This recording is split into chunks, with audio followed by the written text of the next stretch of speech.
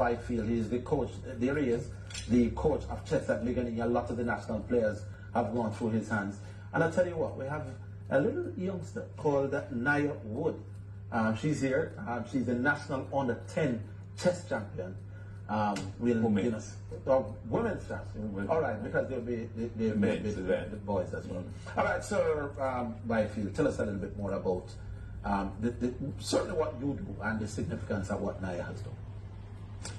Let me start with NYAH.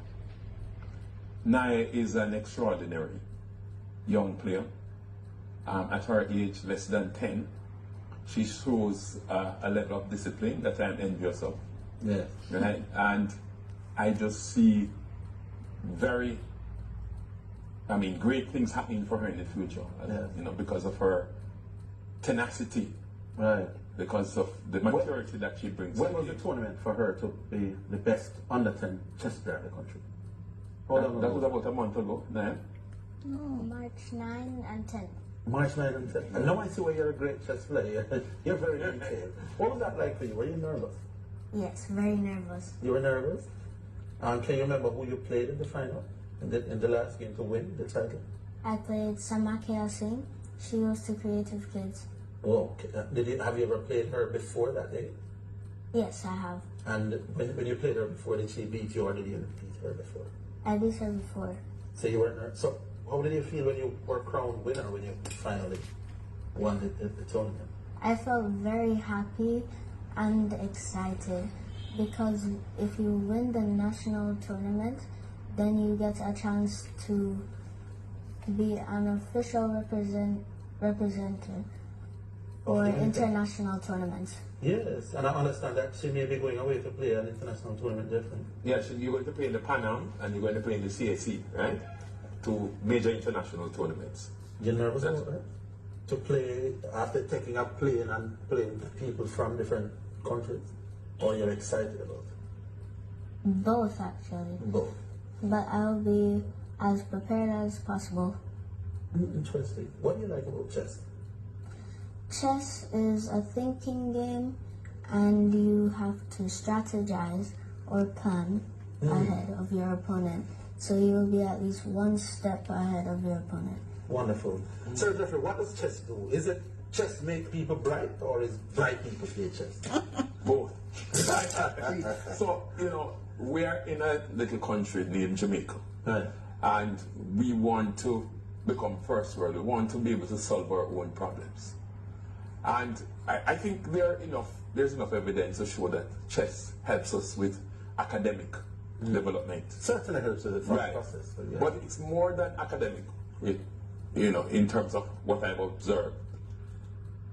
You imagine, in club we used to talk to players about you reach home one evening and you're locked out of your house. Can you think through the situation? Can you come up with creative solutions to problems around you? Can we, right? And we have found that chess enhances that process significantly. Yeah. I've been in industry and we have interviewed people with degrees and so on who are academically bright. But there's a little disconnect with the application to solving problems. And we have found that chess has helped to bridge that, you call it critical thinking, and I see the government moving more in that direction of development of critical thinking among kids. Okay. So now, how long have you been playing chess now? I've been playing chess for about 2 years. Yes. Has it helped you outside of chess? Does the skills that you learn in chess help you when you're not playing chess? Yes, it does. Tell us how. Chess requires you to think, and it helps you with your academic work. It does. How many hours a day do you play? I practice with my coach on Monday and Saturday. Okay, all right. And you are her personal coach or does the coach? Oh, and actually, Mr. Odin Hall is our head coach.